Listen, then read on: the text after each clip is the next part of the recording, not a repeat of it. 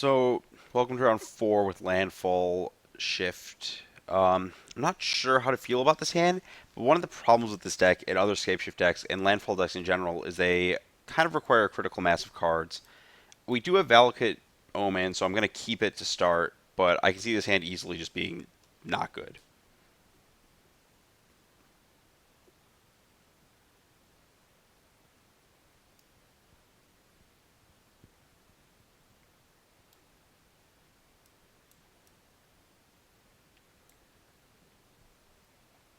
That was one thing I did like about the Through the Breach deck was that you were kind of mulligan insulated by the fact that you had Through the Breach. Like you didn't need a critical mass card, you just needed to like trigger Titan twice. Okay. Well, that was a very good draw step for us. I would like to let my opponent know all about it.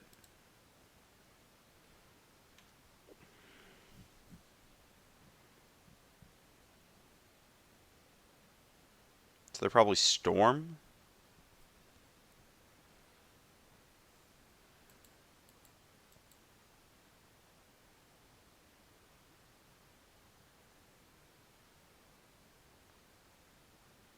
Yeah, that's what it looks like.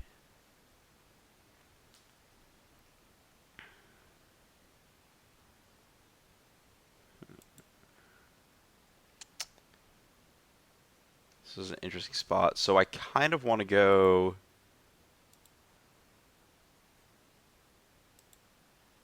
I don't think I want to maximize damage. I think I want to do this and maximize my ability to survive a short grape shot.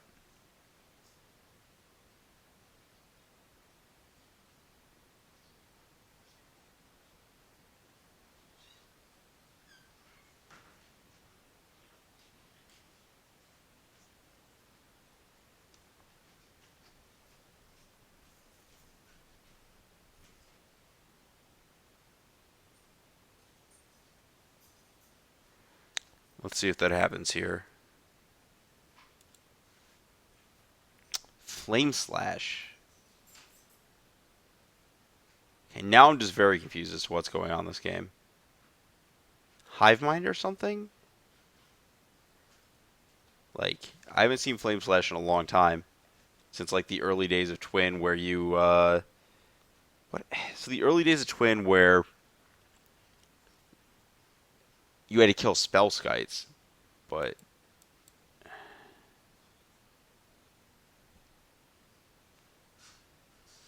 just, like, trying to piece it all together.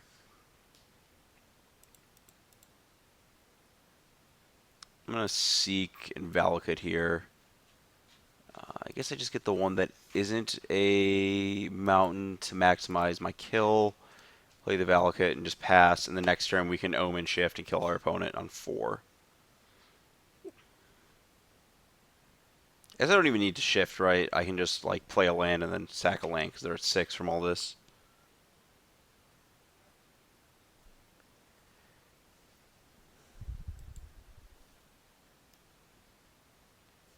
I guess maybe the Storm deck plays Flame Slash over uh,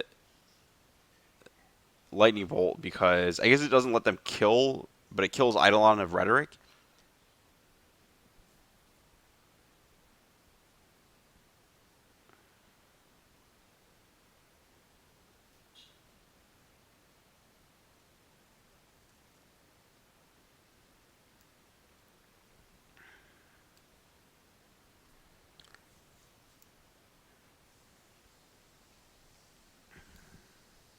Okay. Well, we just have the short kill here.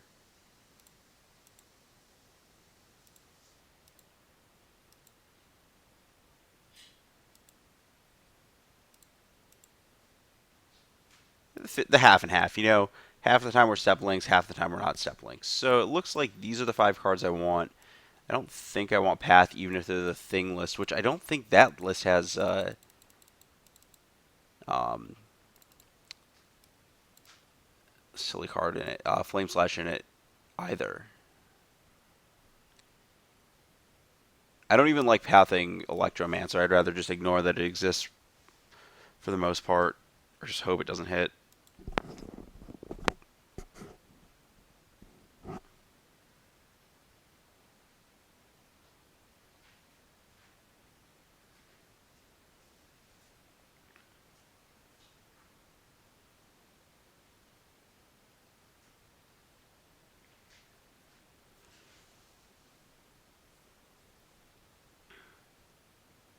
His next good hands are definitely good enough to compete.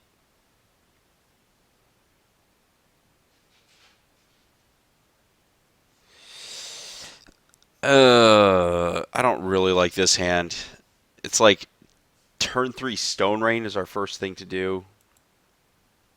This is better. Not great, but better. That's a key part of making it great. I just haven't cast this card. I don't even know if it's good.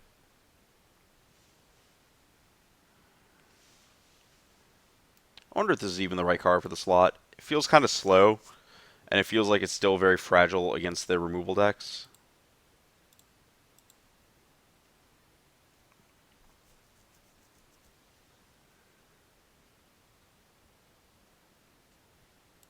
Yeah. Okay, so that is what I thought it was, the thing in the ice list.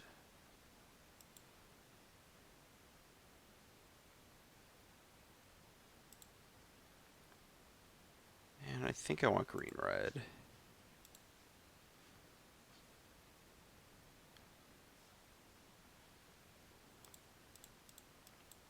And we'll just Morphos through to red-green here.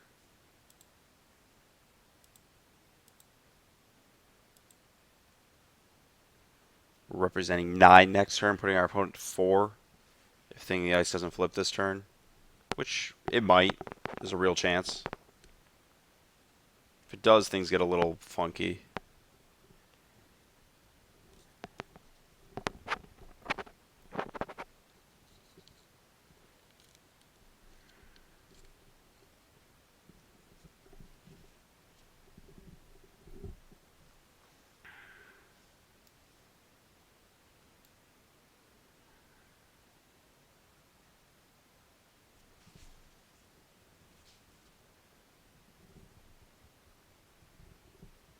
I still don't think Path is the route to go down, though, in this matchup.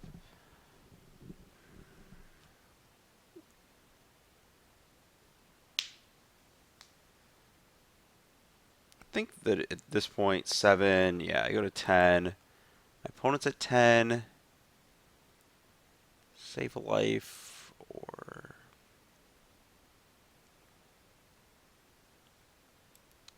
I do think saving the life there matters.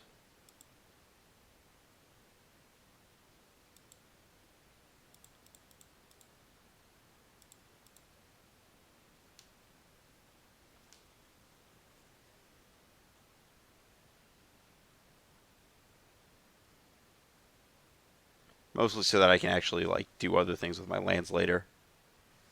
Like, if I save the life there, I can actually get to 4 mana next turn.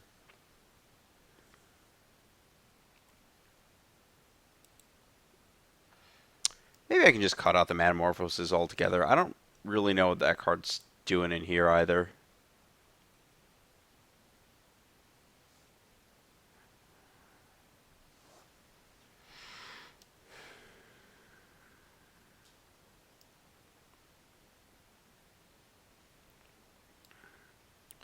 I guess maybe having like a path or 2 over some Metamorphosis is good.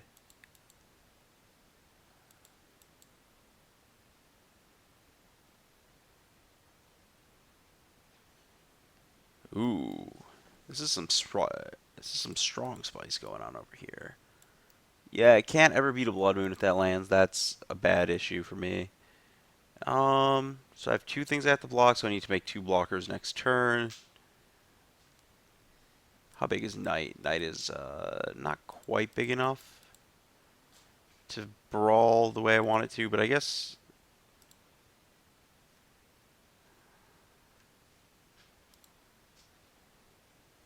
if I attack, I can block here, block here. So I guess this is correct because it keeps my best creature around and it forces a block.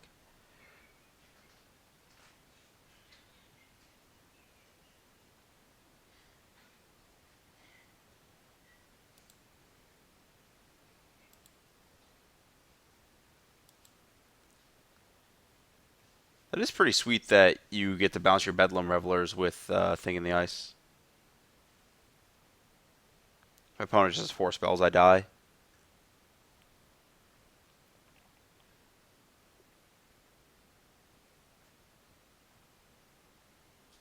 Okay, well that works too. Yeah, okay, let's get these out of here and get some pass in if they're gonna Bedlam Reveler me too. I guess I could bridge. That might be more effective, honestly. I like that better, especially if they're gonna moon me too.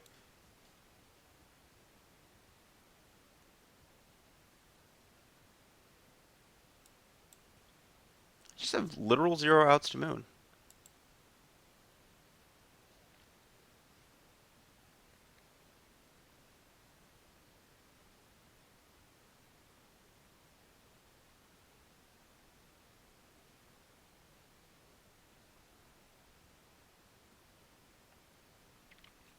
It's actually really interesting which direction I want to take this hand.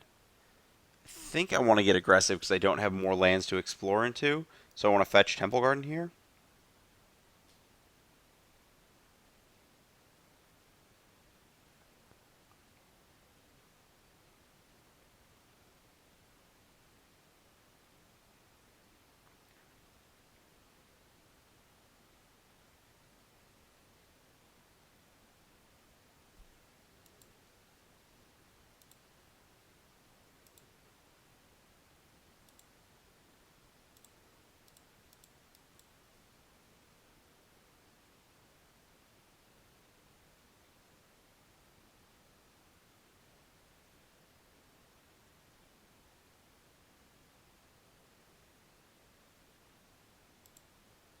Okay, I like that.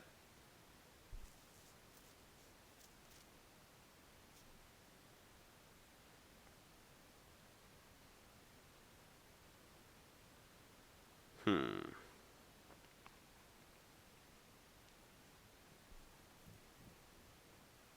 I think I want to try to play Knight here.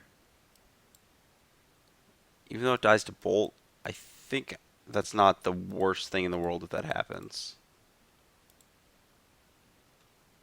This also maximizes the number of spells that I'm going to resolve. I guess I could have just cast Omen so I'm not cold to Blood Moon here. Okay, that's fine.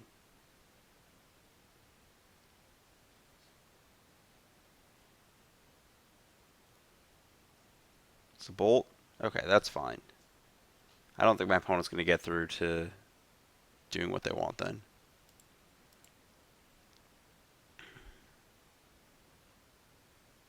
Just having some way to beat a Blood Moon would be really nice. But nope, we can't have nice things, can we?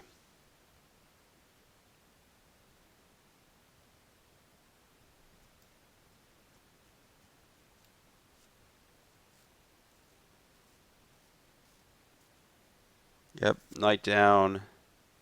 So I guess I'm priced into casting Moon this turn? Or Bridge, sorry.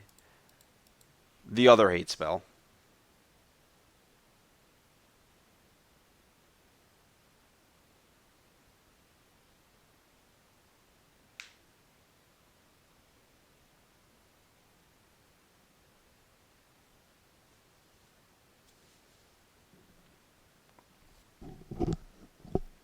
And I guess from there, I'm kind of just hoping my opponent doesn't Blood Moon me.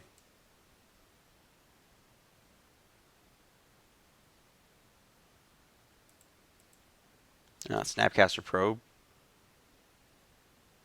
Snap Bolt me, maybe? Put me to 12? Get Mediocre and Snaring Bridge beated? Oh, that's cute. Sure, I guess Morphos is better than Probe there. And then my opponent gets to loop.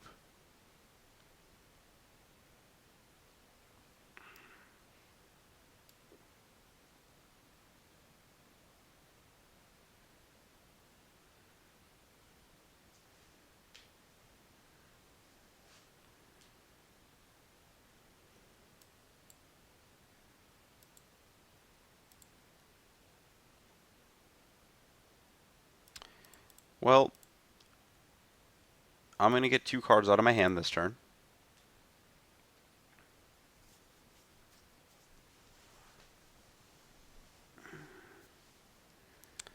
Hopefully my opponent still doesn't play Blood Moon.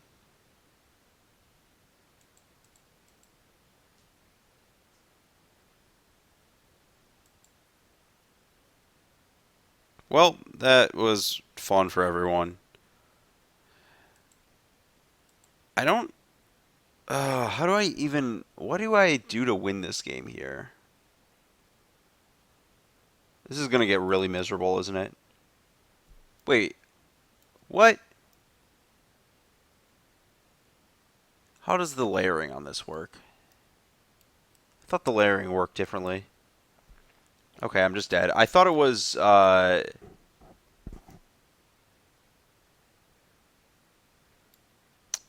Yeah, it might have had to land in the other order. I might have messed up the layering so that this effect applies last. I'll have to double check that that's right. But as is, I cannot win the game from here. I don't really feel like sitting around and suffering. Well, that was a lesson.